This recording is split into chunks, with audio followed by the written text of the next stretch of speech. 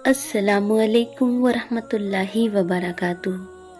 नाजरीन, आज का मेरा उन्वान है निकाह के मसले मसाइल। तो सबसे पहले मैं बात करूंगी लड़कियों के बारे में, उसके बाद लड़कों के बारे में, उसके बाद दोनों की शादियों के बाद जो मसले मसाइल बनते हैं उनके बारे में। तो आइए सबसे पहले मैं लड़की के बारे में बात करती हूँ।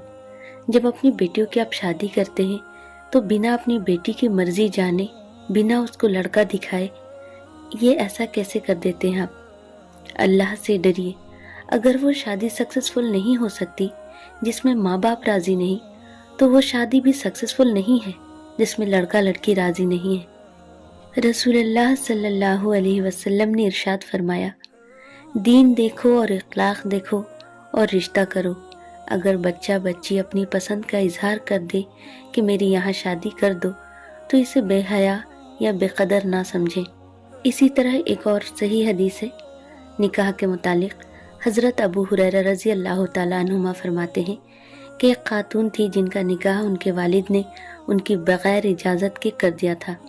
तो नबी करीम सल्लल्लाहु अलैहि वसल्लम ने फरमाया कि बेवा का निकाह उनकी हुक्म के बग़ैर ना किया जाए, और दोशीज़ा यानी कुंवारी लड़की हो तो उसका निकाह बग़ैर उसकी इजाज़त के ना किया जाए। तो सहाबा ने पूछा है, ऐ अल्लाह के रसूल सल्लल्लाहु अलैहि वसल्लम, बेवा से तो ठीक है उनकी इजाज़त ली जा सकती है, क्योंकि अब वो इतनी झिझक नहीं महसूस करेंगी, बोल देंगी हाँ या ना जो भी है, लेकिन कुंवारी से कैसे पूछें? तो आप सल्लल्लाहु अलैहि वसल्लम ने फरमाया, कुंवारी लड़की की खामोशी उसकी हाँ है।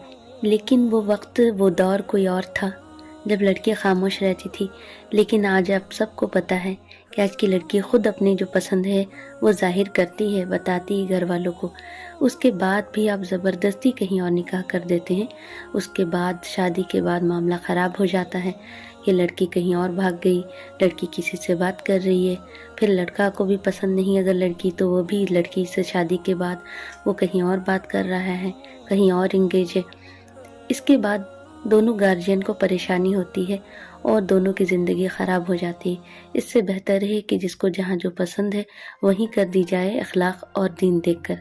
अगर आपकी बेटी में दीन नहीं, आपके बेटे में दीन नहीं है, तो फिर दीन ज़्यादा तलाश ना करें, फिर उनकी पसंद को देखें कि कैसी है, फिर उसके हिसाब से उनकी शादी कर दीजिए। तो नबी करीम सल्लल्लाहु अलैहि वसल्लम का फरमान है कि औरत से 4 चीज़ों की बुनियाद पर निकाह किया जाता है।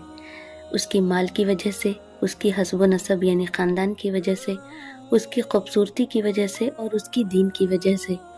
और तू दीनदार औरत से निकाह करके कामयाबी हासिल कर, और अगर ऐसा ना करे तो तेरे हाथों को मिट्टी लगेगी, यानी आखिर में तुझको नदामत होगी। मुझे लगता है कि इस हदीस से लगभग सारे ही लोग वाकिफ़ हैं, फिर भी चलिए आपके सामने ये हदीस मैंने रख दिया है, तो इस पर ज़रूर गौर फिक्र करें। लेकिन जब आप दीन छोड़कर इससे अलग बुनियाद पर शादी करते हैं, तब आपको आपकी बीवी को समझाने की ज़रूरत होती है। शौहर बीवी को समझाता है, मेरी माँ की इज़्ज़त करना, इस घर को अपना घर समझना। जब अगर आप लड़की दीनदार लाओगे तो आपको ज़रूरत ही नहीं पड़ेगी ये सारी बातें उनको समझाने की, बोलने की। मर्द हजरात और लड़कों से मेरा कहना है कि इस हदीस पे गौर कीजिए। रसूलुल्लाह सल्लल्लाहु अलैहि वसल्लम ने इरशाद फरमाया, दुनिया फ़ायदा उठाने की चीज़ है और दुनिया में सबसे ज़्यादा फ़ायदा देने वाली चीज़ नेक बीवी है।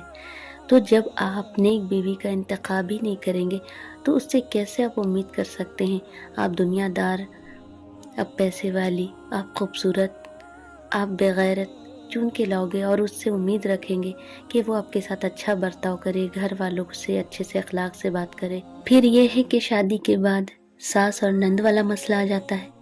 बहू आती है घर में, सास पीछे पड़ जाती हैं, उसकी बुराई ढूंढने लगती हैं।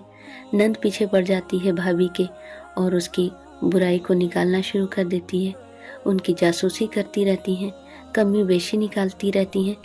तो आइए इस हदीस को सुन लीजिए।